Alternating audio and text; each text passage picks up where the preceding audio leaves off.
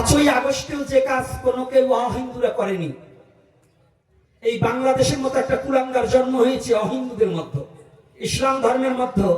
ইসলামে লেখা আছে গীবতকারীর দোজখে ঠিকানা। আমার এই কথাগুলো একটু কাটবে না, সব ছেড়ে দেবে। তাই দেখুন, এই যে একজন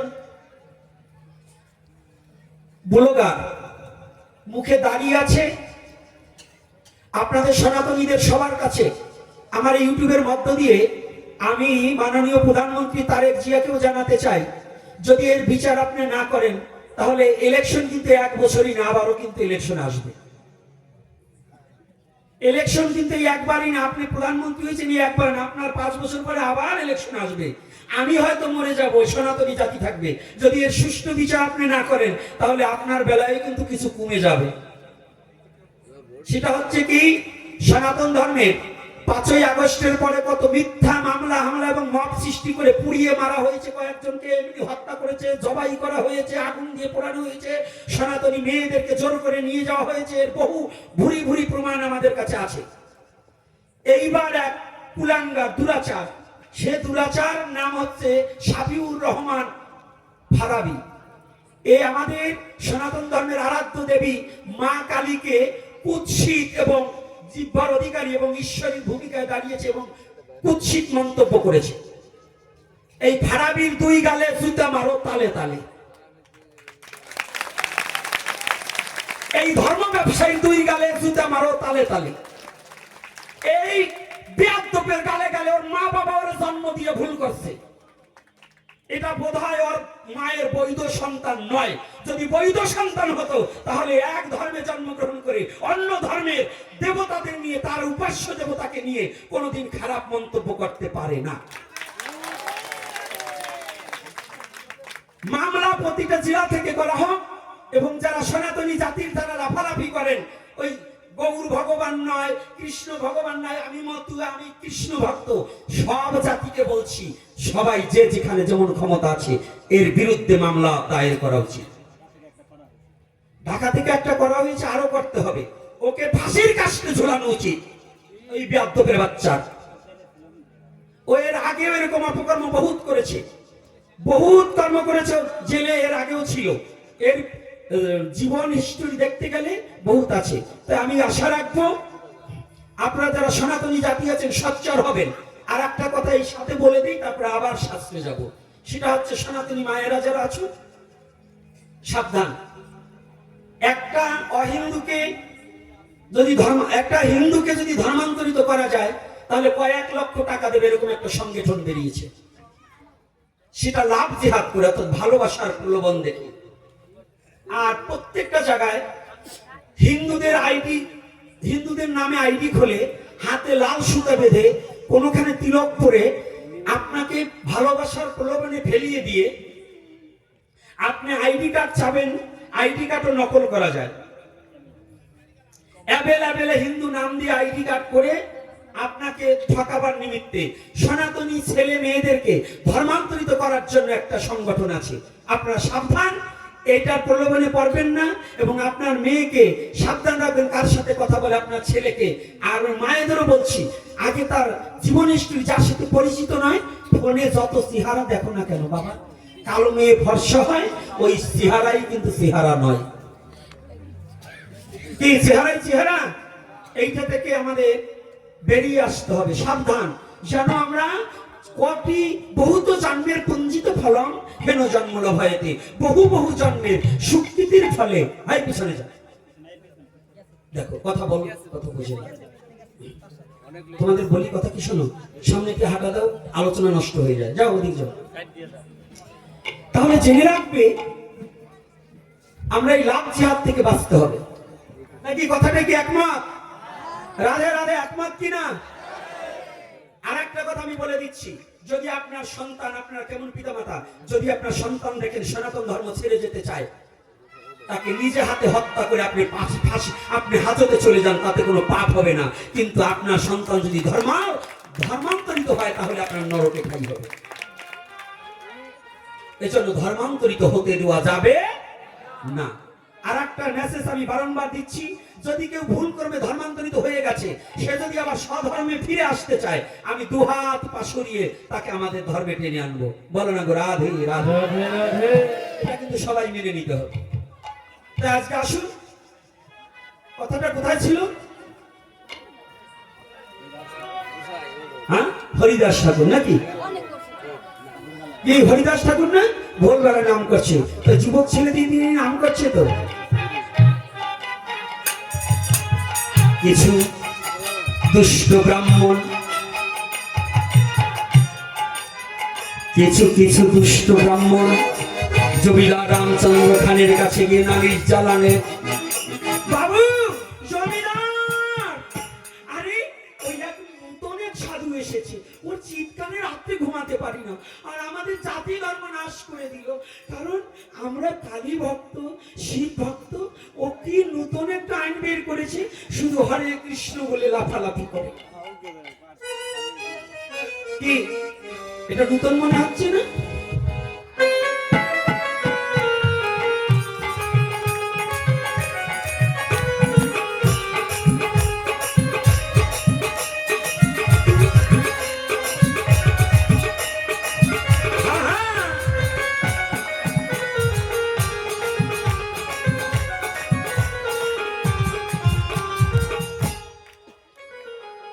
এই হরিদাসের কথার আগে তাহলে বিষ্ণু চরণে পিণ্ডদান করলে বিষ্ণুকে আহ্বান, ইহা আগচ্ছ, ইহা আগচ্ছ, ইহা তিষ্ঠ, ইহা তিষ্ঠ। যখন আনলাম ওই শ্রাদ্ধে মৎস্যটা বৈধতা নয়, আপনি অন্য দিন খান। এক টুকরা মাছের জন্য আপনি ভগবানের, আপনার পিতামাতার আত্মাটা ভগবান বিষ্ণুর চরণে পৌঁছাচ্ছে না। এটা কিন্তু সচেতন থাকতে হবে। এই যে আপনাকে খোঁচা মারবে, বলবে হ্যাঁ এতকাল ধরে করে আসছি, আরে এতকাল এই আমগ্রামের রাস্তা এরকম পাকা ছিল না, এখন পাকা হয়েছে না? আমগ্রামে কয়টা বিল্ডিং ছিল, এখন বিল্ডিং হয়েছে না? আমগ্রামে এতগুলো ছেলে শিক্ষিত ছিল, এখন কত শিক্ষিত হয়েছে না? তাহলে আগের দিন ধরে থাকলে আগের দিন বাগে খেয়েছে, এই দিন এখন ধরে রাখা যাবে না। এজন্য সনাতন ধর্ম কেমন? যুগ ধর্ম প্রবর্তনম, যে যুগের ধর্ম যেমন সেটাকেই মানতে হবে, নাকি? বলো না গো রাধে রাধে।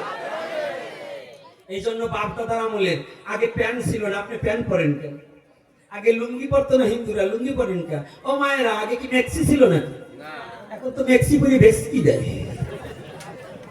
তাহলে এখন দেখুন, তাহলে যদি পূর্বের কথা টানেন এগুলো ধরা যাবে না। তাহলে আজকে দেখুন যাই বলছে আমাদের একেবারে ধর্ম নাশ করে দিল, আগে এগুলো ছিল না, ওই সাধু এসে খালি হরে কৃষ্ণ বলছে।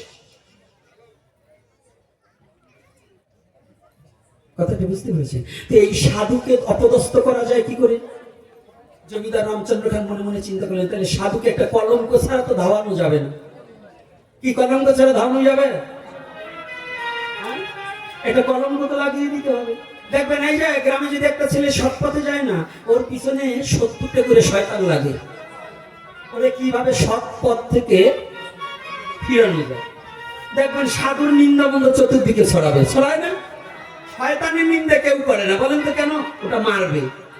সাধু তো কেউ কিছু বলে না, এজন্য সাধুর নিন্দা করতে আমাদের বাধে না, বাধে। তো এইবার কি করছে, উঠবেন না, আর অল্প একটু সময় দেব, আর নৃত্য হবে, কিন্তু আজকে না নাচাইয়ে যাবো না।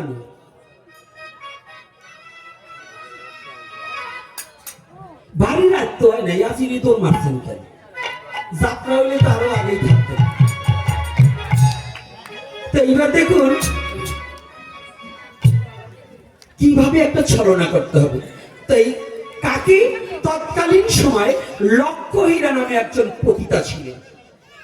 1 লক্ষ টাকা ছাড়া, তার এত রূপ, 1 লক্ষ টাকা ছাড়া তার কাছে যাওয়া যেত না। ভালো করে জানতে হবে, 1 লক্ষ টাকা ছাড়া তার কাছে যাওয়া যেত না। তাহলে তার রূপটা কি?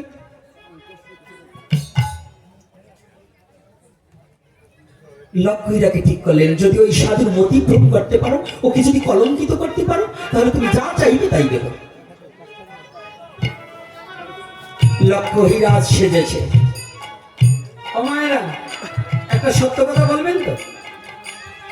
বিউটি পার্লারে যে ভুরু চিকন করে যতই সাজেন, মেকআপ যতই মারেন, শুধু একটু সিঁদুর পরবেন, একটু তিলক নিবেন। আমি চ্যালেঞ্জ করছি, ওই মেকআপ মারার চেয়ে এই একটু সিঁদুর আর তিলকে যতটা সৌন্দর্য ফুটে ওঠে, মেকআপ করলে কি তাই লাগে? বাবা লাগে?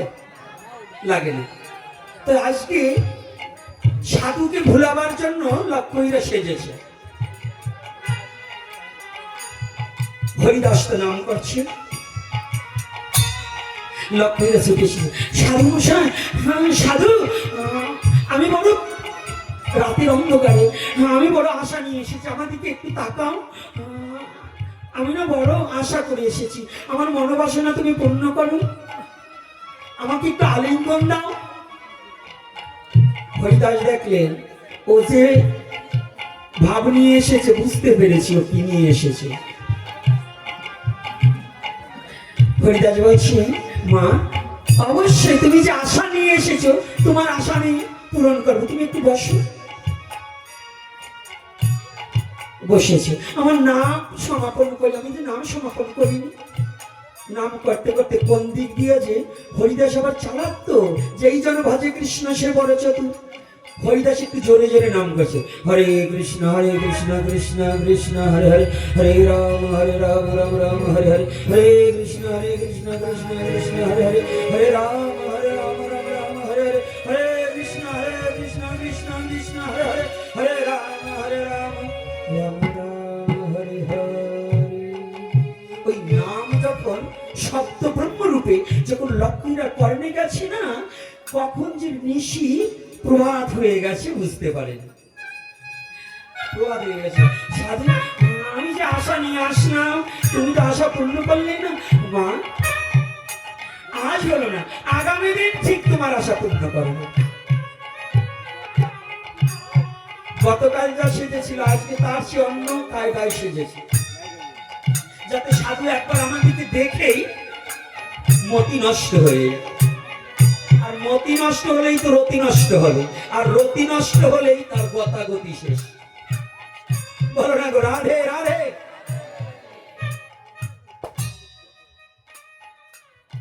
যখন আজকে এসে, সাধু আমাকে আমার মনোবাসনা পূর্ণ করো। মা, নিশ্চয়ই নিশ্চয়ই, তুমি গতকাল ফিরে গিয়েছো, আজকেও তুমি এমন টাইমে এসেছো না, আজও আমার নাম সংখ্যা পূর্ণ হয়। তাই লক্ষ্মীরা বসেছে সাধুর সঙ্গে, হরিদাসের সঙ্গে উঠে বসেছে। হরিদাস আজও আবার সেই উচ্চ স্বরে নাম করছে। নাম করতে করতে নয়, নাম যখন কর্ণরন্ধ্র দিয়ে যখন ভিতরে প্রবেশ করেছে না, ওমা, যখন ভিতরে প্রবেশ করেছে, আজকে লক্ষ্মীরা সব ভুলে গেছে।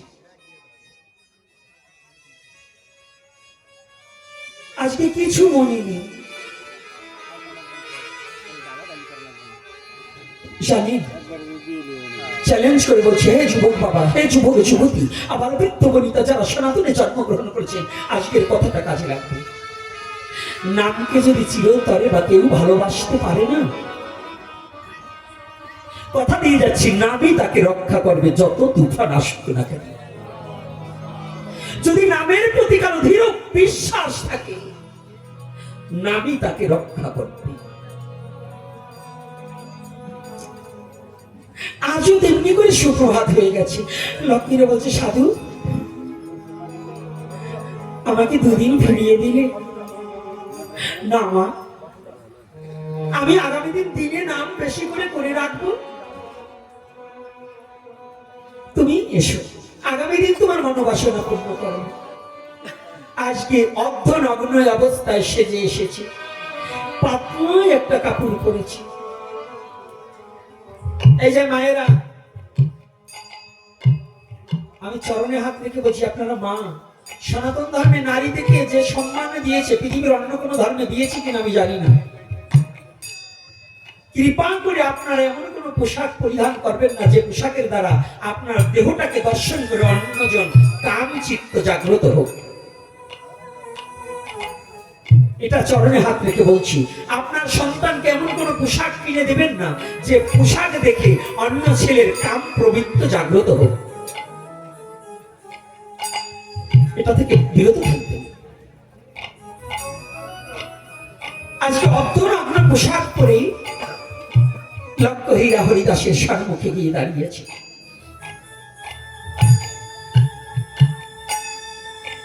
ঠাকুর, আজ তৃতীয় রজনী, সাধুর বাক্য তো কখনো নিষ্ফল হয় না। হরিদাস বলছে, মা, আমার অল্প একটু সময় নাম করতে বাকি আছে, আজকে তুমি বসো। তুমি যে বাসনা নিয়ে এসেছো তোমার ইচ্ছাই পূর্ণ হবে, আমার ইচ্ছা না।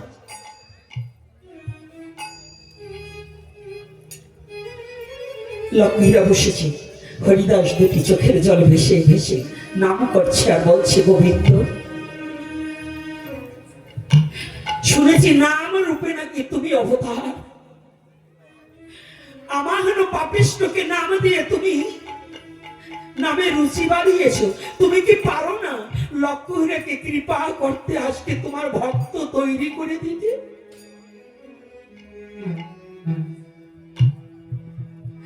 আজ যদি এই লক্ষ্মীরার দিকে আমি পদভ্রষ্ট হয়ে যাই, তোমার নামে যে বড় কলঙ্ক হবে। হে নামরূপী গোবিন্দ, তুমি একবার কৃপা করো, কৃপা করো।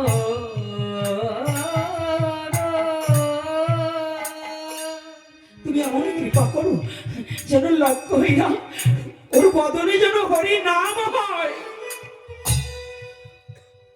কেন জানি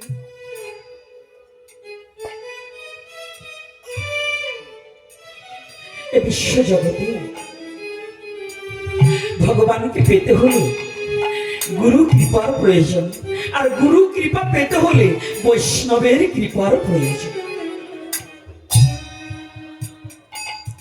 বৈষ্ণবেরও কৃপা বিনে সে ধন কেউ পেল না কোনোদিনে।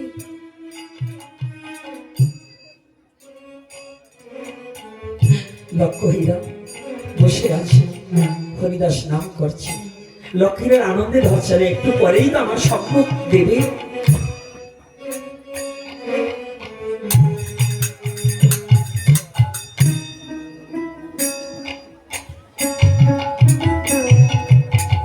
লক্ষ্মীরা একদিনে হরিদাসের দিকে তাকিয়ে আছে। হঠাৎ করে লক্ষ্মীরা দেখতে পায় হরিদাস যেন উদাও হয়ে গেছে। ওই হরিদাসের জায়গায় লক্ষ্মীরার জন্মদাতা পিতা বসে রয়েছে। দেখি আমার পিতা তো অনেক আগে চলে গেছে, আমি কাকে দেখছি? চোখটা যখন বন্ধ করেছে আবার দেখে হরিদাস ঠাকুর নাম করছি।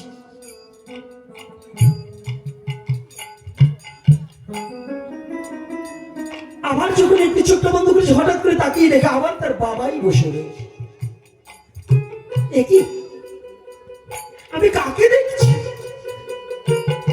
ক্ষণেক আমার পিতাকে দেখছি, ক্ষণেক দেখছি ঠাকুরকে।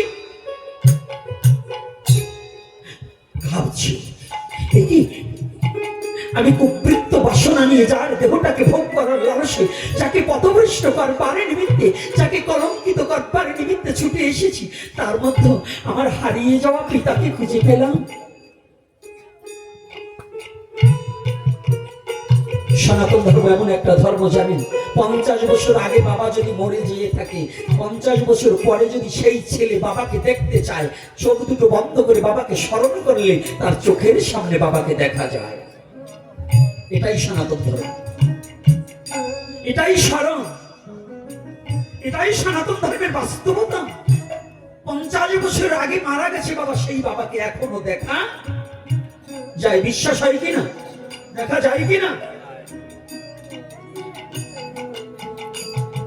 লক্ষ্মীরা দর্শন করার সাথে সাথে এটি হাত পা কাঁপছে। আমি কাকে দেখছি? আমার হারিয়ে যাওয়া বাবাকে দেখছি ঠাকুরের মধ্যে।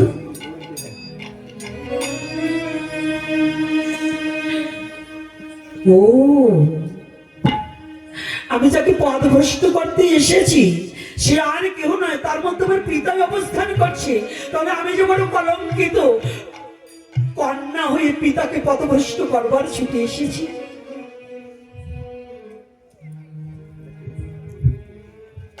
লক্ষ্মীরা নিজে দৌড়িয়ে গিয়ে ঠাকুরের হরিদাসের চরণ দুখানা জড়িয়ে ধরেছে।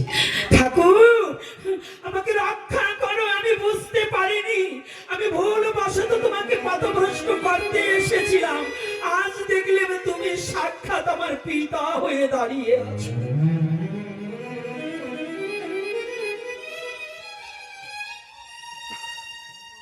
তুমি ক্ষণিক পিতা, ক্ষণিক ঠাকুর।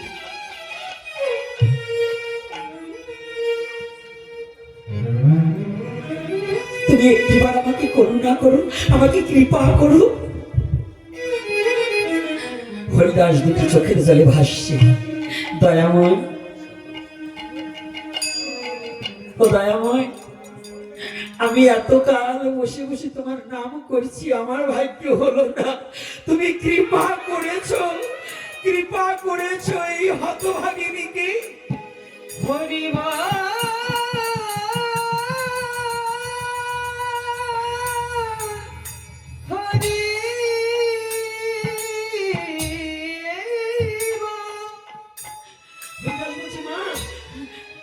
তোর কৃপা হয়ে গেছে মা, তোর যে কৃপা, গোবিন্দ কৃপা হয়ে গেছে। লক্ষ্মীরা বলছে, ঠাকুর আমি গোবিন্দ চিনি না, আমি গৌরাঙ্গ চিনি না, আমি যে একমাত্র তোমার যুগল চরণ ছাড়া আর জগতে কিছু চিনি না। ও ঠাকুর,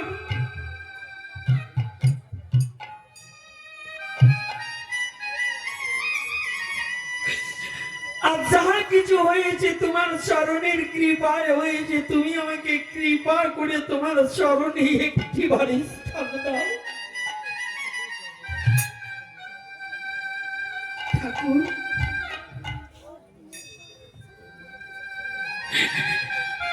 তুমি একটিবার শুধু আমাকে তোমার চরণে স্থান দাও জানো ঠাকুর।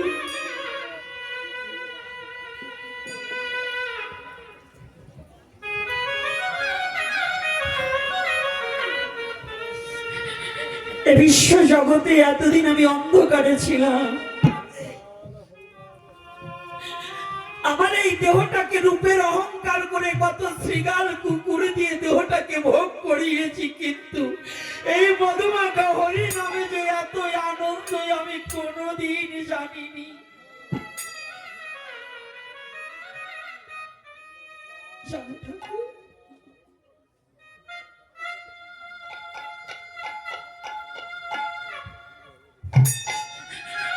এই দেহটাকে শৃগাল কুকুর দিয়ে ভোগ করিয়েছি, ভক্তের কাছে যে এমন প্রেমধন মহা ঔষধি থাকে আমার জানা ছিল না।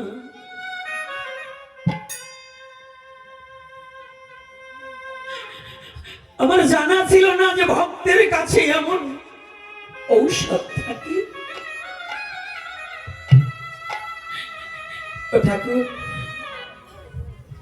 তোমাকে পরশ করার মতো যোগ্যতা আমার নেই।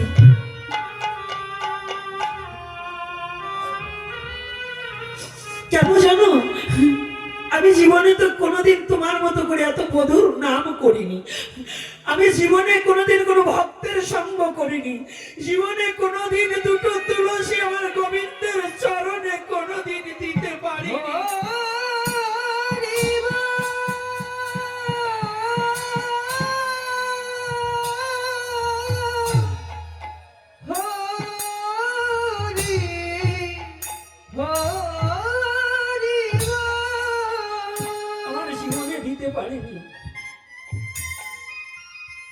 আমি কোন সাহসে বলবো বলো যে আমি তোমার চরণ স্পর্শ করব?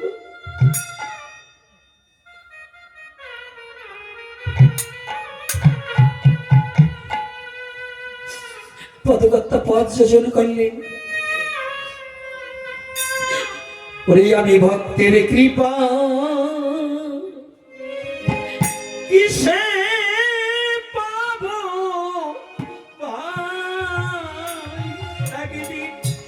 ভেবে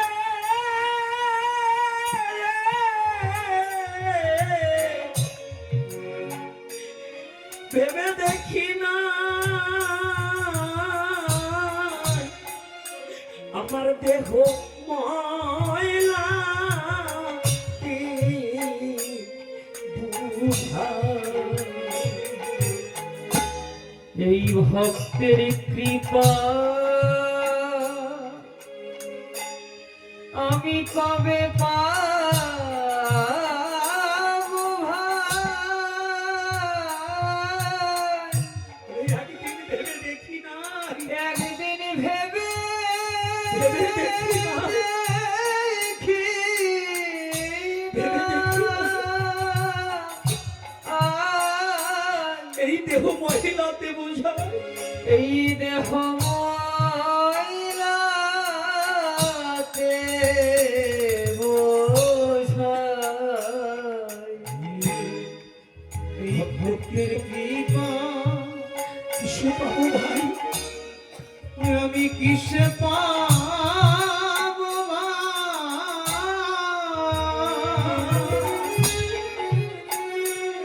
একদিন ভেবে দেখি না এই দেহ ময়লা বোঝায়। ওরে আমি কবে ভক্তি ওরে কৃপা পাবো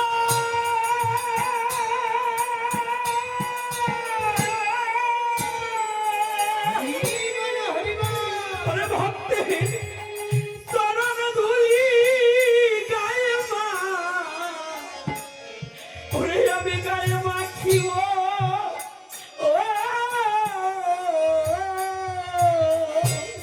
আমি কবে ভক্তে ওই কৃপা পাবো?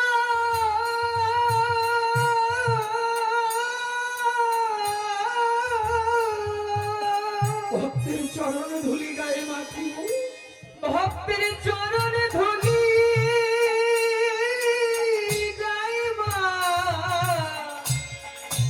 গায়ে মাখিব গো। ও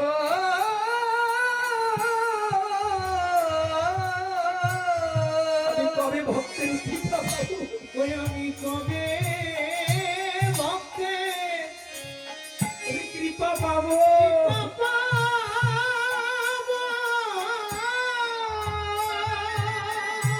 এই ভক্তের চরণ ধুলি গায়ে মাখিব এই ভক্তের চরণ ধুলি আমি গায়ে ওই আমি গায়ে মাখিব গে।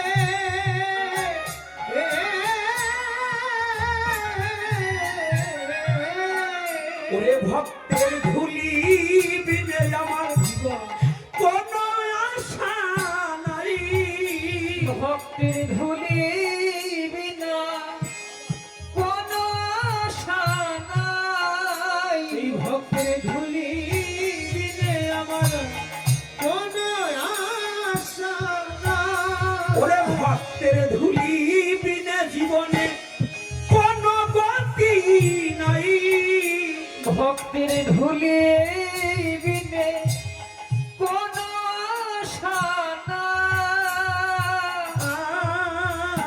দেহ ময়লা এ বুঝাই আমি ভক্তের কৃপা কবে পাবো ভাই?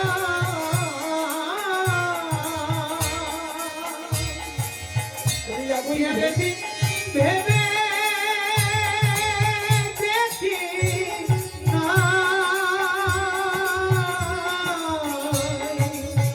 এই দেহ ময়লাতে বোঝায়। আমি কবে আমার এই দেহটা তো তোমার ওই চরণের যোগ্য নয় ঠাকুর তুমি কৃপা করে হতভাগাকে যখন কৃপা করেছো আমাকে ফেলে দিও না চরণ থেকে আমাকে বঞ্চিত করে দিও না ওগো দয়াময়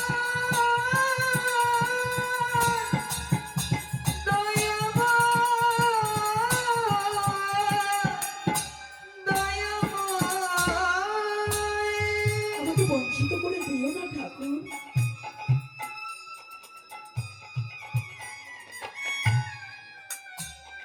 হরিদাস বললেন, মা ও মা একটু দাঁড়া, তুই একটু নাম কর, হরে কৃষ্ণ কৃষ্ণ কৃষ্ণ হরে হরে, হরে রাম রাম রাম হরে হরে। হরে কৃষ্ণ কৃষ্ণ কৃষ্ণ কৃষ্ণ হরে হরে, হরে রাম রাম রাম হরে হরে। আমার স্নান করে যায়, স্নান করে এসেছে, হরিনাম দিয়ে দীক্ষা দিয়ে দিলেন। যাও আমার গুরুদেব, আমি এখন কি করতে পারি? ওমা, এই সারা জীবন যে এই দেহটাকে ভোগ করিয়ে যে অর্থ উপার্জন করেছিস, এই অর্থগুলো দরিদ্র ব্রাহ্মণ বৈষ্ণবদের দান করে দিবি। সমস্ত অর্থই অনর্থের মূল।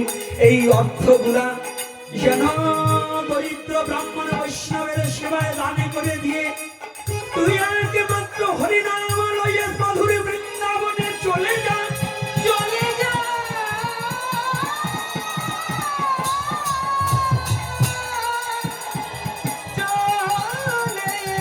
চলে যা, চলে যা, চলে যা।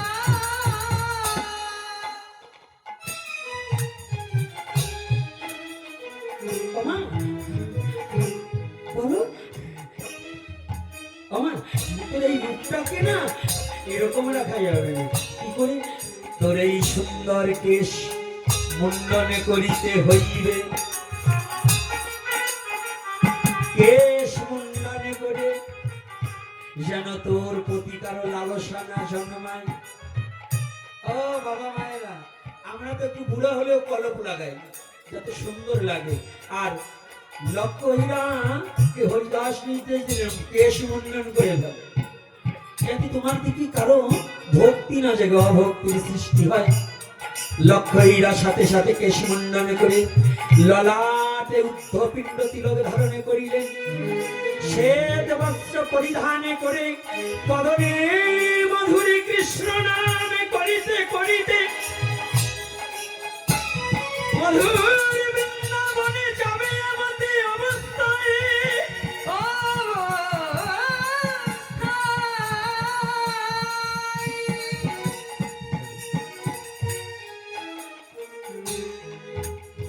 হরিদাস ঠাকুরকে প্রণাম করে বলছে, ঠাকুর আমাকে একটিবার কৃপা করো, আমি মধুর বৃন্দাবনে তোমার নির্দেশে যাচ্ছি। আমি যেন ভগবানকে পাই বা না পাই আমার কোনো দুঃখ নাই, আমি যেন কোনো বৈষ্ণবের সঙ্গ হারা না হই, আমি যেন কি বলছি, আমি যেন বৈষ্ণব সঙ্গ করতে পারি, আমি যেন বৈষ্ণব সঙ্গ করতে পারি, যেন বৈষ্ণব সঙ্গ করতে পারি, যেন বৈষ্ণব সঙ্গ করতে পারি। তুমি আমায় কৃপা করো ওহে ঠাকুর, যেন বৈষ্ণব সঙ্গ করতে পারি।